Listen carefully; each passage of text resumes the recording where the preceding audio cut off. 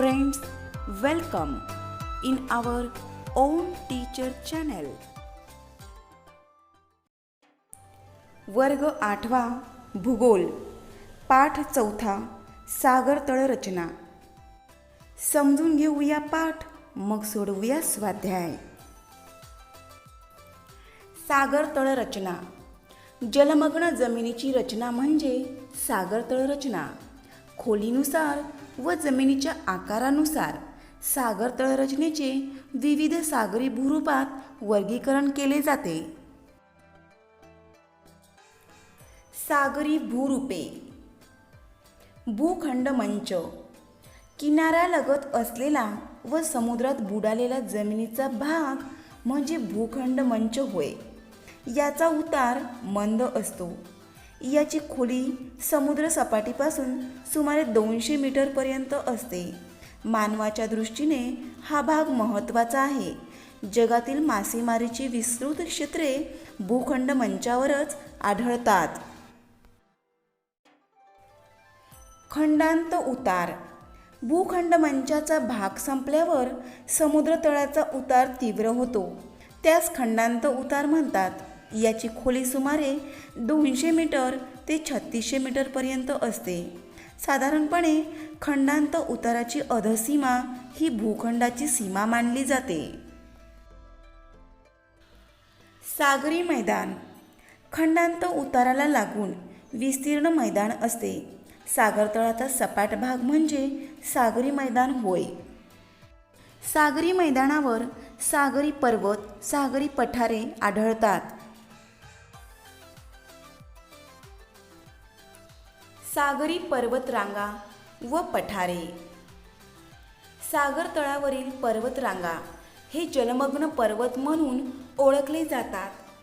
जलमग्न पर्वतरांगांच्या शिखरांचा काही ठिकाणी सागरपृष्ठावर आलेला भाग म्हणजे सागरी बेट, उदाहरणार्थ अंदमान निकोबार बेट.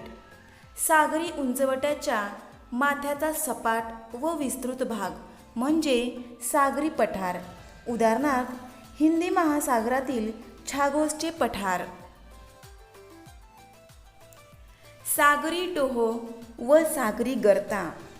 सागर तळावर काही ठिकाणी खोल, अरुंद आणि तीव्र उतारांची विवर सदृश्य सागरी भूरूपे आढळतात. त्यांना सागरी डोह किंवा गर्ता असे म्हणतात. कमी खोली असलेली भूरूपे हे सागरी डोह असतात, तर जास्त खोलीच्या लांबवर पसरलेल्या भूरूपास सागरी गर्ता असे म्हणतात. सागरी संचयन. सागरी अवसाद. भूखंडावरून वाहणाऱ्या नद्या व हिमनद्या यांच्यामार्फत लहान मोठ्या आकाराचे दगड, मातीचे सूक्ष्म कण इत्यादी पदार्थांचे भूखंड मंचावर संचयन होते. सागरातील या संचयनास सागरी अवसाद म्हणतात. सागरी निक्षेप. ज्वालामुखीच्या उद्रेकातून बाहेर पडणारी राख, लावारस, सागरी वनस्पती, प्राणी यांचे अवशेष, अतिसूक्ष्म मातीचे कण इत्यादी पदार्थांचे मृदू चिखलाच्या स्वरूपात सागरी मैदानावर संचयन होते. सागरातील या संचयनास सागरी निक्षेप असे म्हणतात. मानवनिर्मित घटकांचे संचयन. शहरातील सांडपाणी, घनकचरा, टाकाऊ रसायने, प्लास्टिक यामुळे जलावरणास प्रदूषणाचा धोका निर्माण होतो. हे पदार्थ सागरी जीवसृष्टी आणि पर्यावरणाच्या दृष्टीने हानिकारक आहेत. यातील प्रदूषणकारी घटकांचे प्रमाण कमी असूनही त्यांचे उपद्रव मूल्य अधिक आहे. मित्रांनो, सागर तळाविषयी आपण सर्व माहिती पाहिली. आता आपण सोडवूया स्वाध्याय. प्रश्न पहिला, योग्य पर्याय निवडा. अ. जमिनीवरील भूरूपाप्रमाणेच सागरातही जलमग्न भूरूपे आढळतात. कारण 1. पाण्याखाली जमीन आहे. 2. पाण्याखाली ज्वालामुखी आहे. 3. जमीन सलग असून तिच्या सखल भागात पाणी आहे. 4. जमीन सलग असूनही पाण्याप्रमाणे तिची पातळी सर्वत्र सारखी नाही. योग्य उत्तर 4. जमीन सलग असूनही पाण्याप्रमाणे तिची पातळी सर्वत्र सारखी नाही. मानव सागर तळ रचनेचा कोणता भाग प्रामुख्याने वापरतो? 1. भूखंड मंच, 2. खंडांत उतार, 3. सागरी मैदान, 4. सागरी डोह. योग्य उत्तर क्रमांक 1. भूखंड मंच. खालीलपैकी कोणता पर्याय सागरी निक्षेपाशी निगडीत आहे? 1. नद्या हिमनद्या प्राणी वनस्पती अवशेष, 2. ज्वालामुखीय राख भूखंड मंच प्राणी वनस्पती अवशेष, 3. ज्वालामुखीय राख लाव्हारस मातीचे सूक्ष्म कण, 4. ज्वालामुखीय राख सागरी प्राणी वनस्पतीचे अवशेष सागरी मैदाने. योग्य उत्तर क्रमांक 3. ज्वालामुखीय राख लाव्हारस मातीचे सूक्ष्म कण. प्रश्न दुसरा अ. खालील आराखड्यात दाखवलेल्या भू आकारांना योग्य नावे द्या. 1. सागरी डोह, 2. सागरी पर्वत, 3. सागरी पठार, 4. सागरी गर्ता, 5. खंडांत उतार, 6. भूखंड मंच. आ. वरील आराखड्यातील कोणती भूरूपे सागरातील अतिखोलीच्या संशोधनास उपयुक्त आहेत? वरील आराखड्यातील सागरी पठार व सागरी गर्ता ही भूरूपे सागरातील अतिखोलीच्या संशोधनास उपयुक्त आहेत. ई. कोणती भूरूपे सागरी सीमांचे संरक्षण व नौदलाच्या तळ उभारणीस योग्य आहेत? भूखंड मंच हे भूरूप सागरी सीमांचे संरक्षण व नौदलाच्या उभारणीस योग्य आहेत. प्रश्न तिसरा. भौगोलिक कारणे द्या. 1. सागर तळ रचनेचा अभ्यास मानवास उपयुक्त आहे. सागर तळात मोठ्या प्रमाणात खनिजे, मूलद्रव्य, खडक आढळतात. ही सर्व खनिजे, मूलद्रव्ये मानवास उपयुक्त आहेत. सागर तळाशी मोठ्या प्रमाणात प्राण्यांचे आणि वनस्पतींचे अवशेष आढळतात. त्याचा उपयोग वनस्पती आणि प्राणीशास्त्राच्या अभ्यासासाठी होतो. खनिज संपत्ती, प्राणी संपत्ती, वनस्पती, त्याचप्रमाणे ज्वालामुखीचा उद्रेक इत्यादींच्या अभ्यासासाठी सागर तळाचा अभ्यास मानवास उपयुक्त आहे. 2. भूखंड मंच हे मासेमारीसाठी नंदनवन आहे. किनाऱ्यालगत असलेला व समुद्रात बुडालेल्या जमिनीचा भाग म्हणजे भूखंड मंच होय. हा सागर तळाचा सर्वात उथळ भाग आहे. यालाच समुद्रबुड असेही म्हणतात. हा उथळ असल्याने सूर्यकिरण तळापर्यंत पोहोचतात. तेथे शेवाळ, प्लवंक यांची निर्मिती होते. हे माशांचे खाद्य असते.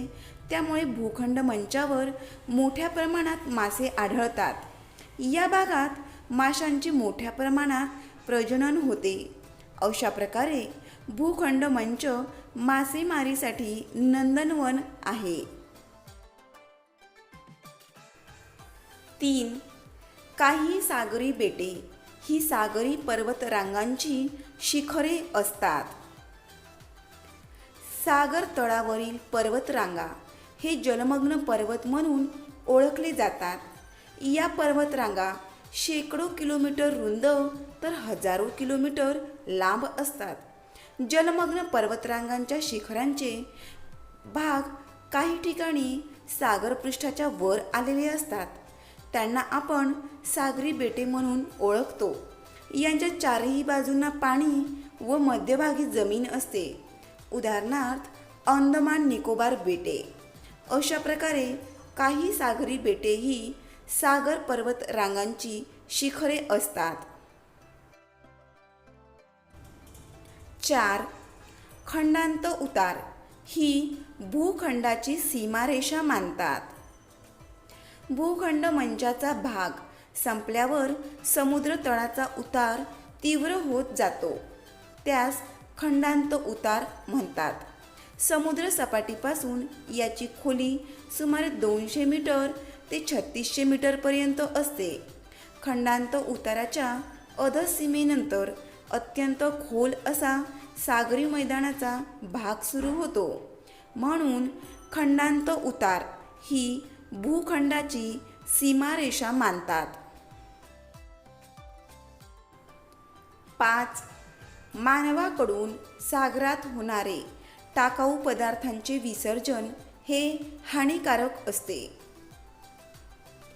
मानवाकडून होणाऱ्या टाकाऊ पदार्थांच्या विसर्जनामुळे सागरातील पाण्याच्या प्रदूषणाचे प्रमाण वाढते. सांडपाणी, घनकचरा, किरणोत्सर्गी पदार्थ, टाकाऊ रसायने, प्लास्टिक इत्यादी पदार्थांमुळे जलावरणास प्रदूषणाचा धोका निर्माण होतो. सागरातील पाण्याचे प्रदूषण काही प्रजातींचे जलचर व सागरी वनस्पती यांच्या विनाशास कारणीभूत ठरते. अशा प्रकारे मानवाकडून होणारे टाकाऊ पदार्थांचे विसर्जन हे पर्यावरणाच्या दृष्टीने हानिकारक असते. प्रश्न 4. पहा बरे जमते का मधील नकाशाचे निरीक्षण करून खालील प्रश्नांची उत्तरे लिहा.